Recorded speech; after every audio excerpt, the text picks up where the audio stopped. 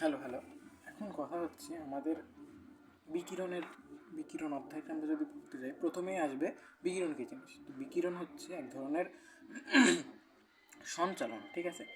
কোনো মাধ্যম ছাড়াই যখন কোনো তড়িৎচুম্বকীয় তরঙ্গ সঞ্চালিত হয় সেটাকে বিকিরণ বলে।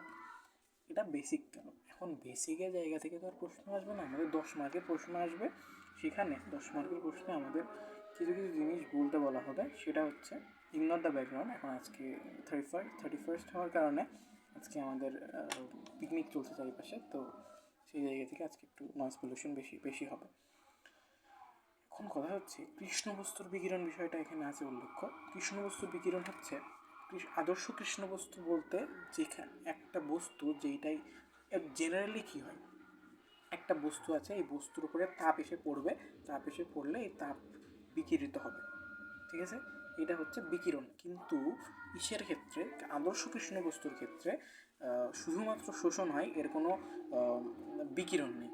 মানে আর হচ্ছে রেডিয়েশন বা বিকিরণ বলে, এই হচ্ছে অ্যাবজর্পশন, এখানে অ্যাবজর্ব হয়, এবং টি হচ্ছে ট্রান্সপোর্টেশন, হয়তো কিছু একটা হতে পারে, সঞ্চালন বলে, এটা সঞ্চালিত হয় না।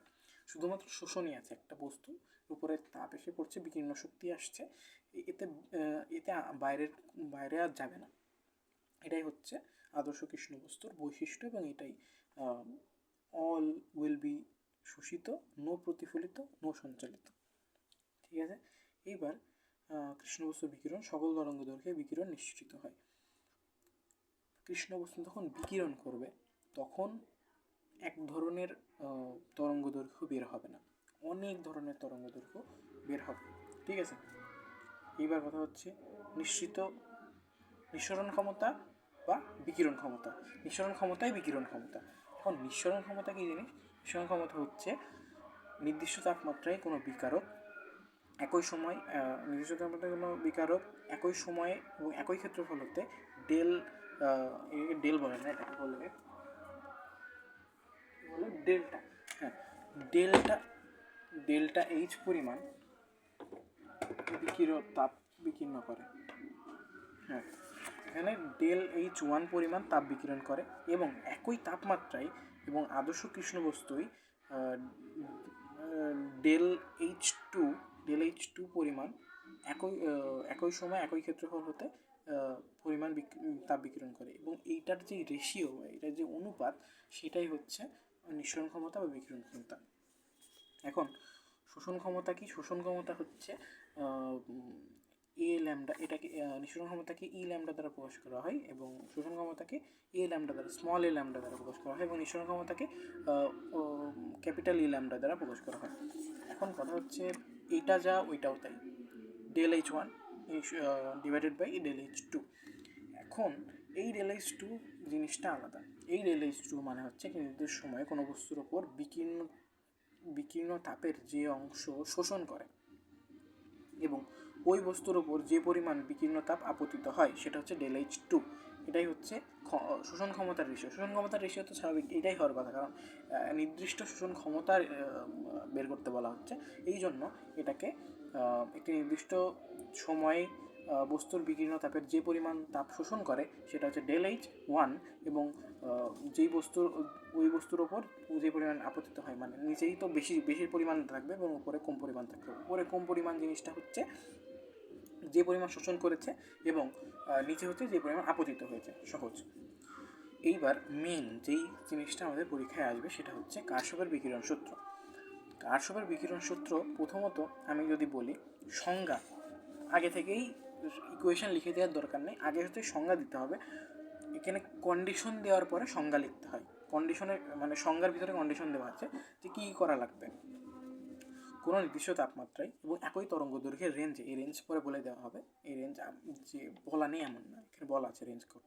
কোনো নির্দিষ্ট তাপমাত্রা এবং একই তরঙ্গ দৈর্ঘ্যের রেঞ্জে কোনো বস্তুর ক্ষমতা এবং শোষণ ক্ষমতা, কোনো বস্তুর বিকিরণ ক্ষমতা এবং শোষণ ক্ষমতার অনুপাত একটি আদর্শ কৃষ্ণ বস্তুর বিকিরণ ক্ষমতার সমানুপাতিক, সমান বিকিরণ ক্ষমতার সমান, ঠিক আছে। এটাকে সহজভাবে এই চিত্র দ্বারা প্রকাশ করা যায়। এই যে দেখা যাচ্ছে কিনা, এইটা দ্বারা প্রকাশ করা হয়। এই চারিপাশ, এটা রিপ্রেজেন্ট করে হচ্ছে কনস্ট্যান্ট টেম্পারেচার এবং ইনক্লোজ, ঠিক আছে। এটা ইনক্লোজ অবশ্যই, এবং ওই কালো জিনিসটা ব্ল্যাক বডি রিপ্রেজেন্ট করে এবং এই সাদা জিনিসটা হোয়াইট বডি রিপ্রেজেন্ট, মানে এনি বডি রিপ্রেজেন্ট করে। ঠিক আছে, কালো বস্তু হচ্ছে আদর্শ কৃষ্ণ বস্তু এবং এটা হচ্ছে যদি আমরা এই একটা নির্দিষ্ট তাপমাত্রা এবং আদর্শ তরঙ্গ এবং একটি স্পেসিফিক তরঙ্গ দৈর্ঘ্যের রেঞ্জে, একই তরঙ্গ দৈর্ঘ্যের রেঞ্জে এই দুটো বস্তুকে যখন একসঙ্গে রাখা হবে, সেটা হচ্ছে এইটার শোষণ ক্ষমতা এবং বিকিরণ ক্ষমতার অনুপাত এইটার বিকিরণ ক্ষমতার সমান হবে।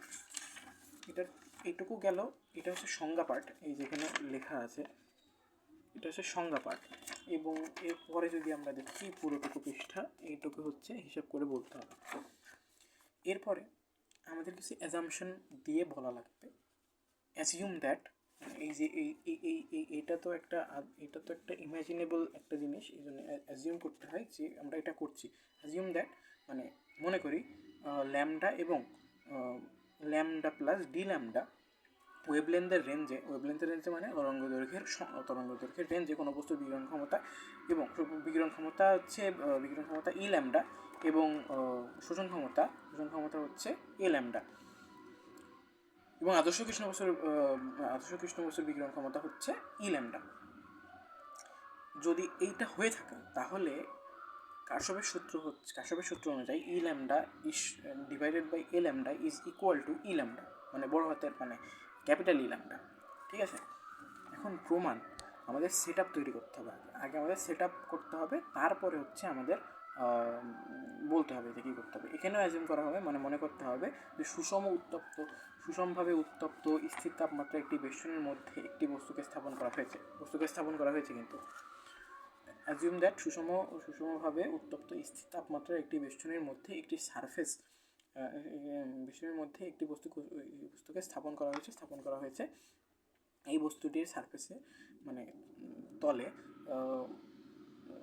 এর প্রতি একক ক্ষেত্রফলের ওপর প্রতি সেকেন্ডে ওই রেঞ্জ, মানে হচ্ছে ল্যামডা এবং ল্যামডা প্লাস ডি ল্যামডা এই রেঞ্জে ডিকিউ পরিমাণ বিকিরণ শক্তি আপতিত হয়। এইটুকু বুঝতে হবে আগে, যে একটা সেট আপ তৈরি করেছি আমরা, যে মনে করতে হবে যে একটা সুষমভাবে উত্তপ্ত স্থির তাপমাত্রার একটি বেষ্টনীর মধ্যে তাপমাত্রাটা সুষমভাবে উত্তপ্ত করতে হবে। এই স্থির তাপমাত্রাটা যে তাপমাত্রার মধ্যে একটা বস্তুকে স্থাপন করা হয়েছে, এই বস্তুটির সারফেসে প্রতি একক ক্ষেত্রফলের ওপর প্রতি সেকেন্ডে ল্যামডা এবং lambda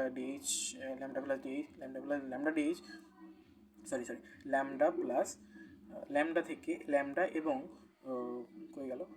lambda plus D lambda এই রেঞ্জে তরঙ্গ দৈর্ঘ্যের বিকিরণ শক্তি আপতিত হচ্ছে।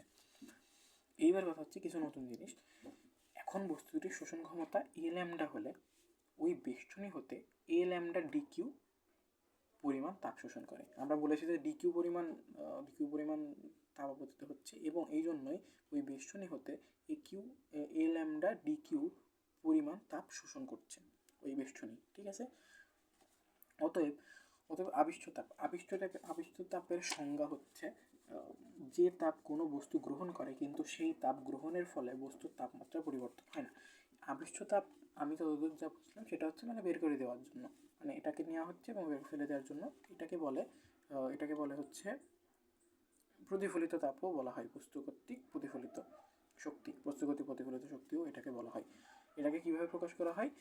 ডিকিউ হচ্ছে মোট আপতিত তাপ মাইনাস শোষিত তাপ, মানে শোষণ করা হয়েছে সেটুকু এবার বাকিটুকু প্রতিফলিত হয়ে যাবে। আমরা তো শোষণ পরিমাণ বলেছি, শোষণ পরিমাণ হচ্ছে এ ল্যামডা ডিকিউ।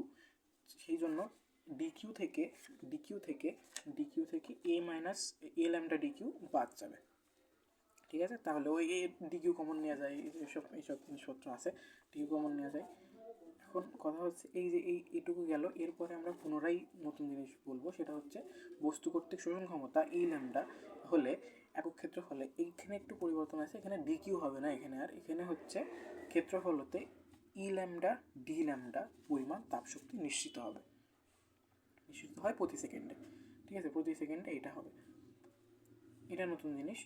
নতুন জিনিসের সঙ্গে আমরা পুরনো কিছু জিনিস অ্যাড করে দিয়ে আমরা বিষয়টা বুঝে ফেলবো যে একক সময়ে বস্তুর একক ক্ষেত্রফল হতে নির্গত তাপশক্তি কীভাবে বের করবো?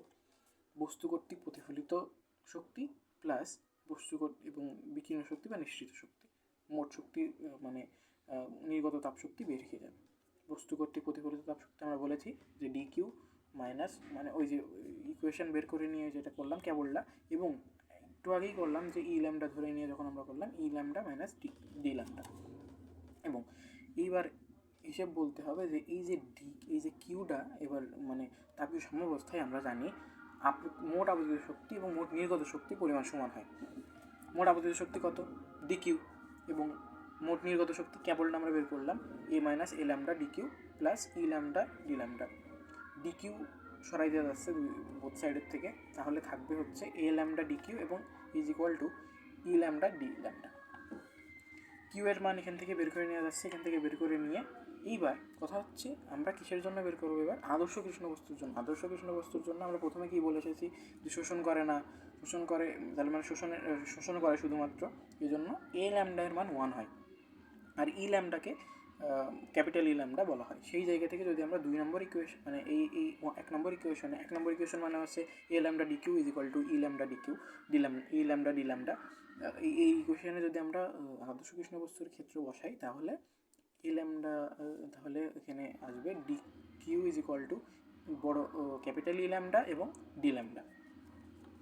সমীকরণ 2 হতে, এটা আছে 2 নম্বর সমীকরণ। সমীকরণ 2 হতে পাই E lambda D lambda A lambda E lambda D lambda is equal to E lambda D lambda. ঠিক আছে না? কারণ এই জায়গায় আমি ডি কিউ এর জায়গায় ডি কিউ এর মান বসাই দিছি এবং এ ওই দিকে গুণ হয়ে গেছে এবং এই দিকে চলে এসেছে। এই জায়গা থেকে ডি ল্যামডা বাদ দিয়ে দেওয়া যায় এবং সেই জায়গা থেকে E lambda divided by A lambda is equal to capital E lambda. এইটাই কারশফের সূত্র। ধন্যবাদ।